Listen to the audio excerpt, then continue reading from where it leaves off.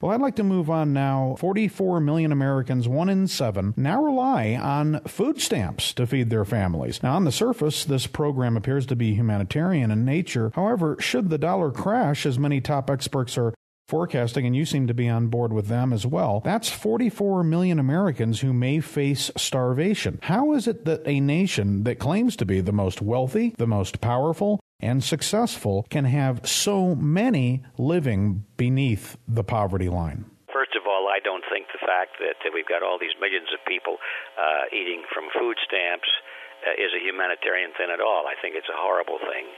Because if you just look at those getting the food stamps, if that's all you want to look at, that's fine. But what about those who are paying for the food stamps, the ones who are working, and the ones who's having the value of their labor taken from them against their will? This is not something they choose to do. It's theft. It's theft in the name of a good cause. It's the basis of Marxism. From each according to his ability, to each according to his need, and we'll decide who can afford it and who can't, and we'll decide who gets it and who doesn't, and we'll decide how much, and so forth. It's the basis of totalitarianism. I don't think it's humanitarian at all. I think it's the destruction of a free system, and it creates more poverty and more hungry people than they started off with before they started that so-called humanitarian process. So I just want to object to the concept that is humanitarian. I think it's totally destructive. But anyway, the point is we're still well taken that here we have more and more people dependent on the government for an important element of their existence, the food supply. But that's not all. They're depending on the government for their retirement, for their health care, in some cases now for their housing. And, this is the trend. This is where it's headed every year. The amount of dependency on government increases. And you don't have to be a rocket scientist to mentally create a graph in your mind of the amount to which we depend on the government for this, that, and the other thing. Started off perhaps 100 years ago where it was practically zero. Today, let's just arbitrarily put the number at about 50%, and it's a straight line. How many more years into the future before it's 100%? It's moving in that direction. And, when the government provides you your food, your clothing, your education, your health care, your retirement, the government owns you. You do what the government tells you to do, or you cannot survive. That's the definition of totalitarianism. So my comment is, it's not just because they're above or below the poverty level, because that's just putting a focus on the money side of the equation. My focus is on the freedom side. People are losing their freedom, and they're gratefully looking forward to more of that because they want more food stamps and more a better housing provided by the government and more of this and more of that. It seems like they can hardly wait until they're totally enslaved. It's been said that when the government fears the people, there is freedom, but when the people fear the government, there is tyranny. Well, massive government spending.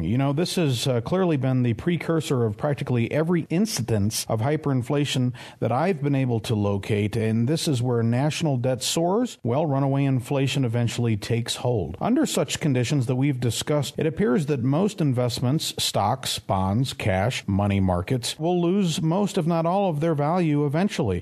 Clearly, the U.S. and many other nations are on the fast track to such a scenario. What financial safe havens can insulate investors from the ravages of declining dollar purchasing power and hyperinflation? There are some temporary safe havens, such as gold and silver and real estate. You can find little niche markets, but there are no long-term safe havens because if the system continues where it's going into totalitarianism, the idea of investment becomes a non-issue. Nobody has an investment. You won't be allowed to have an investment because you won't be allowed to have anything, money or anything else. You get it, everything you need will be provided by the state, unless, of course, you're the ruling class, the elite, and that's a very important exception. Let's not forget that. So when people say, well, don't worry about it, all we got to do is just get smart and find the right investment, I think they're missing the boat because there's no long-term solution unless we turn this process around. But anyway, your question is of value in terms of short-term survival as we continue to move down this deadly path.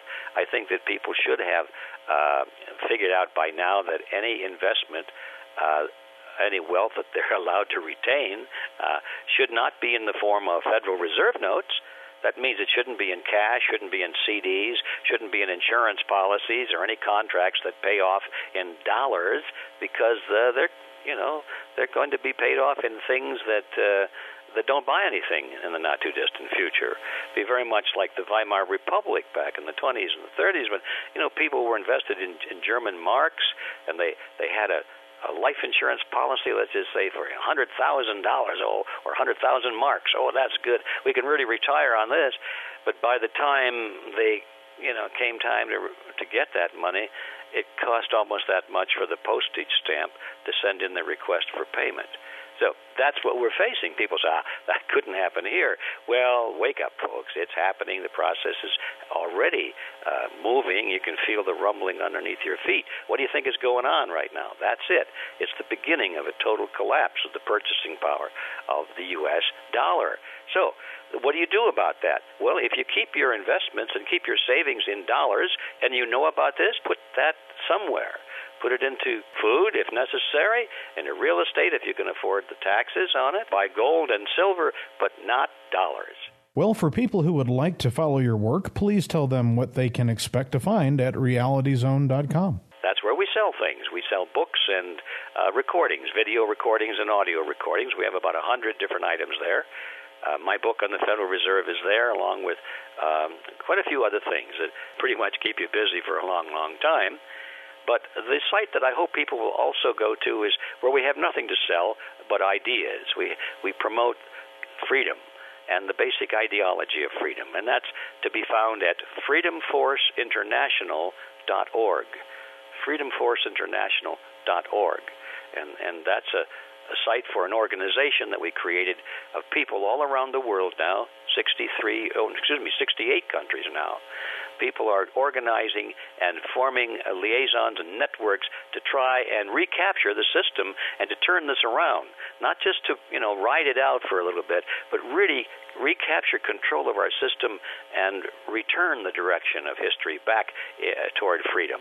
So that's where I hope people will want to spend a lot of time, at freedomforceinternational.org. Very good. Well, we thank you so much for this enlightening conversation and wish you the best of luck, sir. Thank you, Chris. Thanks for inviting me.